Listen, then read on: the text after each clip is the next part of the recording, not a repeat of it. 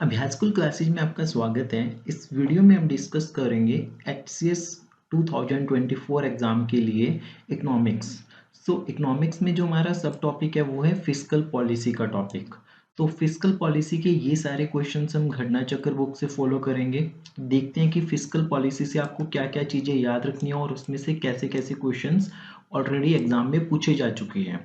तो इनके अकॉर्डिंगली आप अपनी प्रिपरेशन कर सकते हो। इसमें से कुछ स्टैटिक पार्ट आपको नोट्स बना लेनी है और जो बजट के अकॉर्डिंगली जो अपडेट होते रहते हैं पार्ट्स, वो आपको नेक्स्ट बजट के टाइम पे आपको उनका ध्यान रखना है।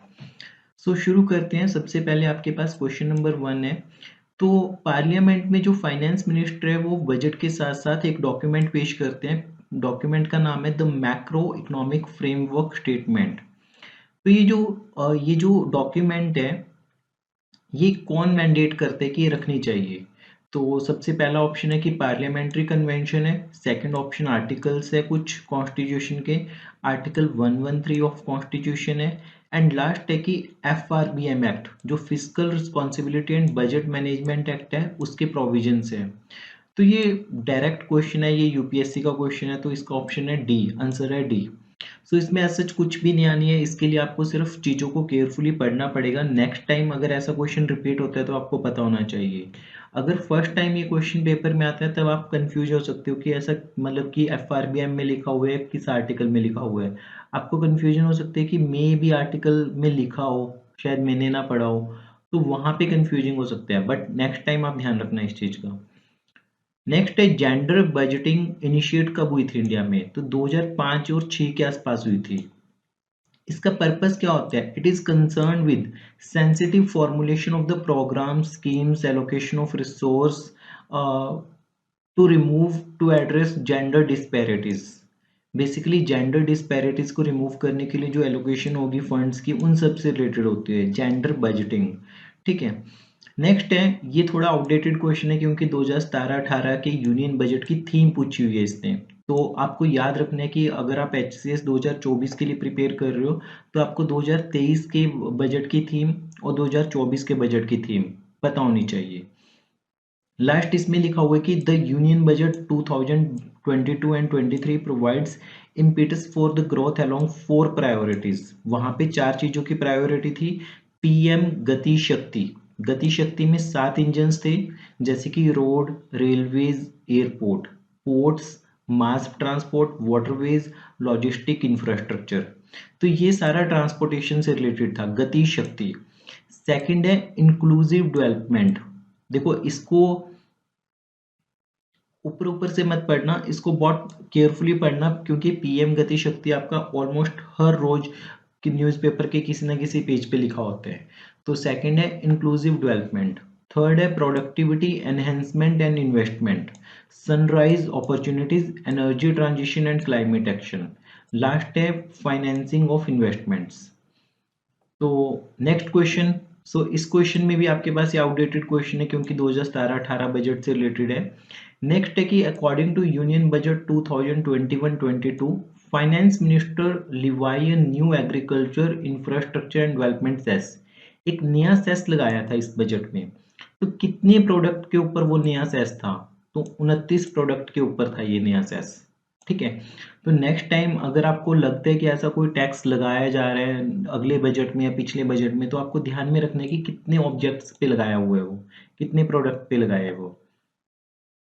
नेक्स्ट है कि ये क्वेश्चन है कि fiscal deficit of Indian government as a percentage of GDP was higher in 2017-18। ये क्वेश्चन भी आउटडेटेड क्वेश्चन है। थोड़ा सा डाटा का आपको ख्याल रखना पड़ेगा कि पिछले साल के कंपेरेटिवली फिस्कल डेफिसिट इंप्रूव हुआ है या फिर गिरा है, वो चीज आपको देखना पड़ेगा। नेक्स्ट 7th क्वेश्चन है tax revenue as a percent of GDP. जो टैक्स से पैसा आता है वो as a percentage of GDP वो इंक्रीज हुआ है पिछले डेकेड में, पिछले 10 सालों में वो कॉन्टिन्यूटी में इंक्रीज हुआ है। तो नेक्स्ट है फिस्कल डेफिसिट। जो फिस्कल डेफिसिट है, राजकोषीय घाटा है, वो भी as a percent of GDP वो भी इंक्रीज हुआ है। तो ये दोनों ऑप्शंस गलत है क्योंकि मान लेते हैं कि 2010 में इंक्रीज हुआ है 10.2%, 2011 में क्या पता 10.1% हुआ हो। तो ये इंक्रीज और डिक्रीज चले है। तो मतलब कि स्टेडीली इंक्रीज नहीं हुआ, मोनोटोनिकली इंक्रीज नहीं हुआ ये वाली चीज, तो दोनों ऑप्शंस गलत है इसके।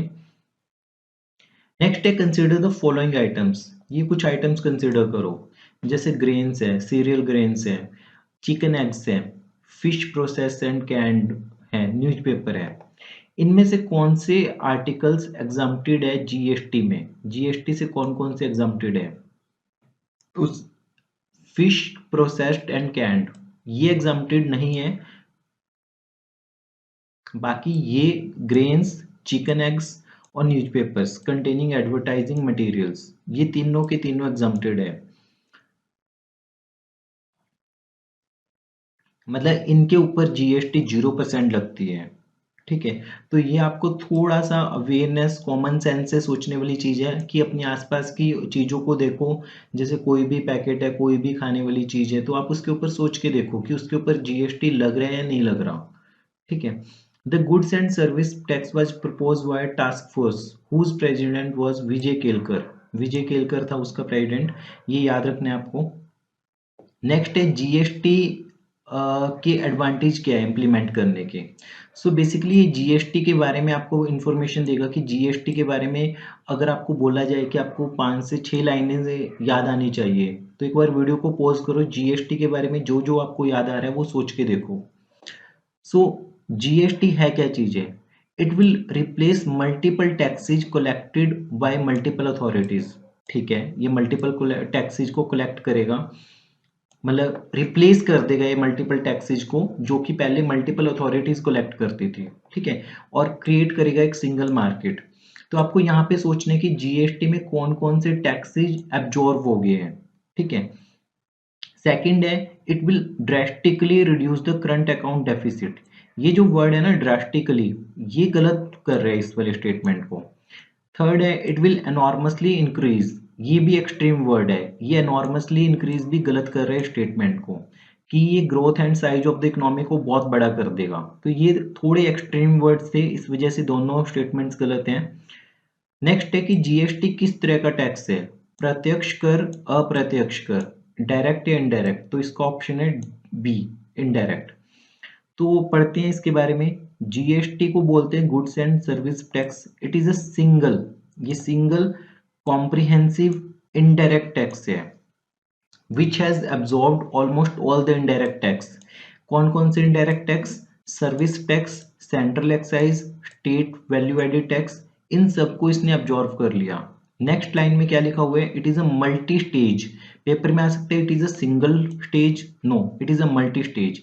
It is a destination base, तो पेपर में आ सकते हैं it is origin base tax that is levied on every value addition. The GST was pass on the parliament, 29 March 2017 को ये पास हुआ था और 1 जुलाई 2017 को ये इफेक्ट में आ गया था। नेक्स्ट है कौन सी अमेंडमेंट है इससे रिलेटेड, तो ये याद रखना 101 अमेंडमेंट है, 101 सेंचुरी के बाद वाली है। ठीक है, ये रिपीटेड क्वेश्चन है, ये भी रिपीटेड क्वेश्चन है आपके पास। The introduction of goods and service tax from July 2017 is expected to create, क्या उम्मीद रखी जा रही है जीएसटी से रिलेटेड कि ये एक यूनिफॉर्मिटी लेके आएगा इंडियन मार्केट में, ये टैक्स कंप्लायंस, जो टैक्स को कलेक्ट करने वाला मेथड्स हैं उसको इम्प्रूव करेगा। तो दोनों दोनों एक्सपेक्टेशन है जीएसटी से। ठीक है, बेसिकली ये सारे एडवांटेजेस यहाँ पे मेंशन है। तो ये इंक्रीज करेगा ईज ऑफ डूइंग बिजनेस को, it will boost export and manufacturing activity, improve the overall investment climate. देखो ये कीवर्ड्स आप मेंस में भी यूज कर सकते हो, ओवरऑल इन्वेस्टमेंट क्लाइमेट को इम्प्रूव करेगा, टैक्स बेस को एक्सपेंड करेगा, टैक्स बेस को क्या करेगा? एक्सपेंड करेगा। नेक्स्ट है एक इंपॉर्टेंट कॉन्स्टिट्यूशनल बॉडी बन गई अब आपके पास जीएसटी काउंसिल। जीएसटी काउंसिल कौन से आर्टिकल में मेंशन है? तो आर्टिकल 279A में मेंशन है। ठीक है, तो GST council chaired by union finance minister, तो इसे चेयर कौन करेगा? Union finance minister and minister of state in charge of revenue, जो स्टेट के मिनिस्टर्स होंगे वो। सेकंड है कि the GST council will decide the tax rate, ये टैक्स रेट को डिसाइड करेगी। ठीक है, मे बी एग्जाम्प्ट करे गुड्स को and the threshold number under the new taxation regime. Third है state governments will have to option to levy VAT if they so decide. State governments के पास option होगा कि वैट लगाना है नहीं लगाना, अगर वो डिसाइड करते हैं तो इसका ऑप्शन पहला और दूसरा ऑप्शन करेक्ट है, ये ऑप्शन गलत है आपके पास। ठीक है। After the imposition of the GST, state government do not have the option to levy VAT. GST लगने के बाद मतलब कि स्टेट गवर्नमेंट्स वैट नहीं लगा सकती। So अभी the GST Council shall recommend the date on which the goods and service tax will levied on the petroleum, crude, high speed diesel, motor spirit, natural gas and aviation turbine fuel। अभी तक इनके ऊपर नहीं लगा GST वैसे। Next है विच of the following tax is not included in GST. GST में कौन सा टैक्स इंक्लूड नहीं है?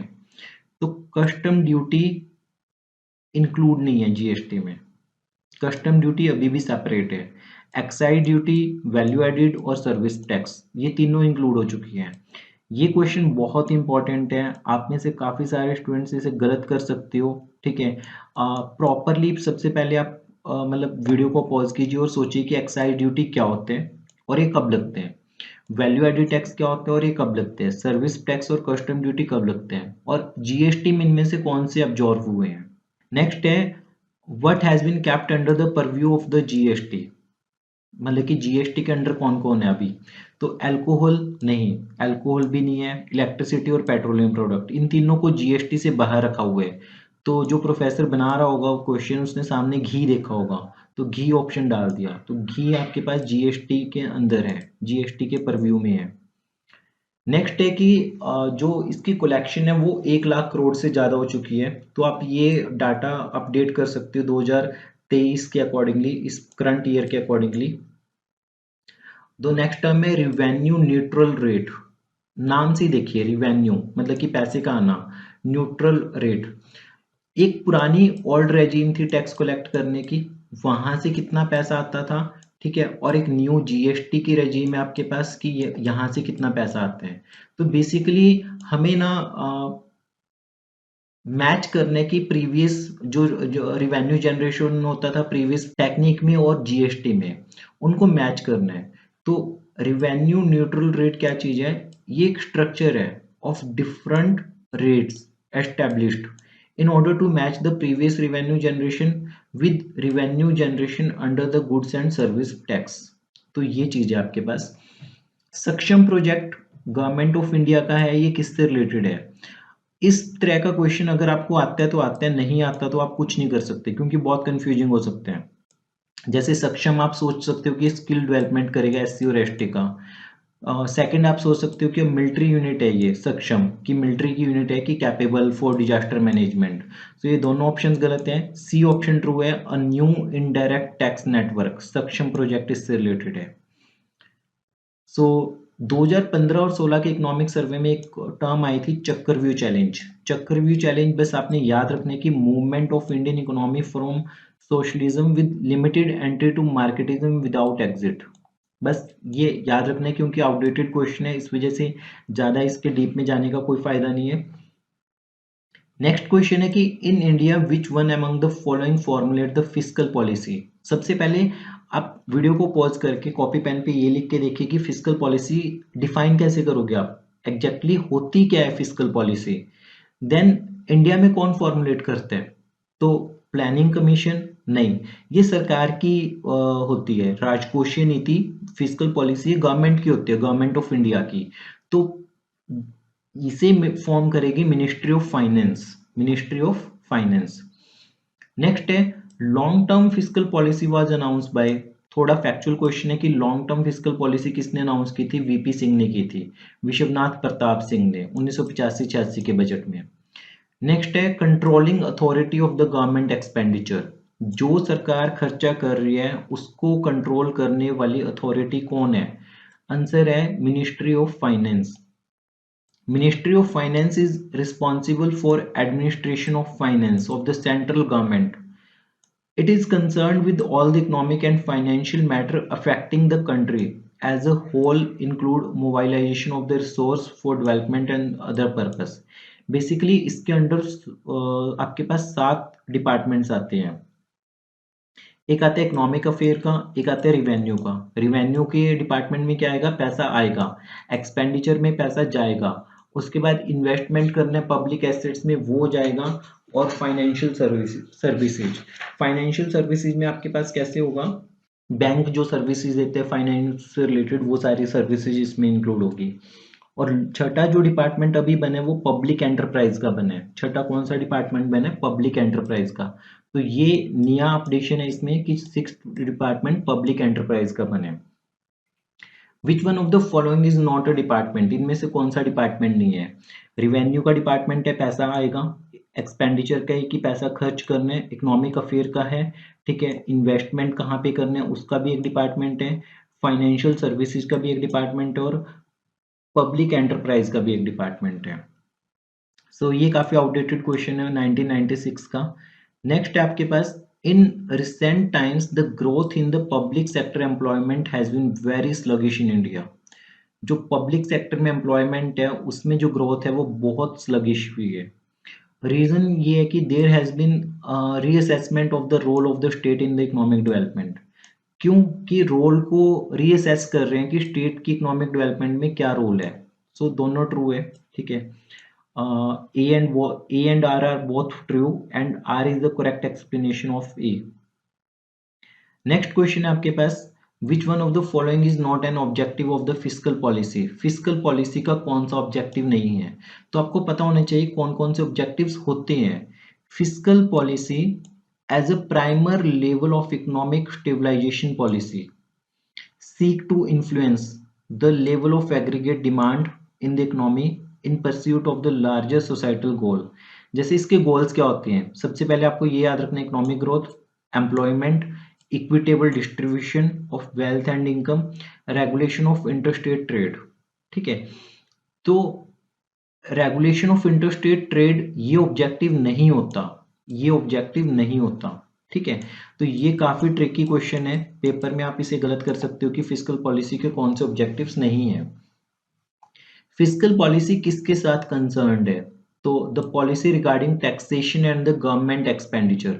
जो टैक्स लगाती है वो फिस्कल पॉलिसी होती है। जो आरबीआई में जो रेट्स होते हैं, इंटरेस्ट के रेट कम ज्यादा करती है, वो मॉनेटरी पॉलिसी होती है। ठीक है, वो बैंक से रिलेटेड होती है और ये गवर्नमेंट से रिलेटेड होती है।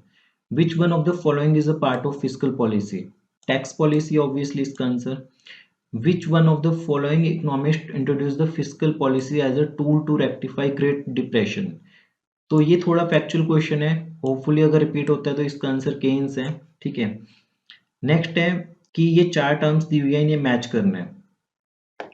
तो बूम का मतलब क्या है, business activity at high level with increase income output employment, तो बूम इसे ही बोलते हैं। रिसेशन और डिप्रेशन, डिप्रेशन तब बोलते हैं कि अगर कॉन्टिन्यूटी में रिसेशन रहे ना, उसे डिप्रेशन बोलते हैं हम उसे। तो रिसेशन क्या चीज है, gradual fall of income output and employment with business activity in a low gear, in a low gear है यहाँ पे वर्ड। ठीक है, डिप्रेशन का क्या मतलब है कि unprecedented level of under employment and unemployment, drastic fall in income. तो ये ड्रेस्टिक फॉल इन इनकम है। रिकवरी का मतलब क्या होगा, steady rise in the general level of price, income and output and employment. तो इसका ऑप्शन ए ट्रू है। ठीक है, तो आपको ये चारों वर्ड्स यहाँ से क्लियर होने चाहिए कि बूम, रिसेशन और डिप्रेशन। रिसेशन थोड़े टाइम के लिए होते हैं, डिप्रेशन जब लंबे टाइम के लिए रिसेशन रहे तो उसे डिप्रेशन बोलते हैं। ठीक है, नेक्स्ट है आपके पास कि जब आपके पास रिसेशन का टाइम चल रहा हो तो क्या स्टेप उठाना चाहिए। तब बेसिकली खर्चा ज्यादा करना चाहिए पब्लिक प्रोजेक्ट्स के ऊपर। ये यूपीएससी में क्वेश्चन आ चुके हैं। ठीक है, तो इंपॉर्टेंट क्वेश्चन है ये। नेक्स्ट है, the revenue estimate of budget in India are prepared by. जो रिवेन्यू के एस्टीमेट्स हैं कि कितना माल आएगा, कितना पैसा आएगा, वो कौन प्रिपेयर करते हैं, the ministry of finance prepare करती है ये।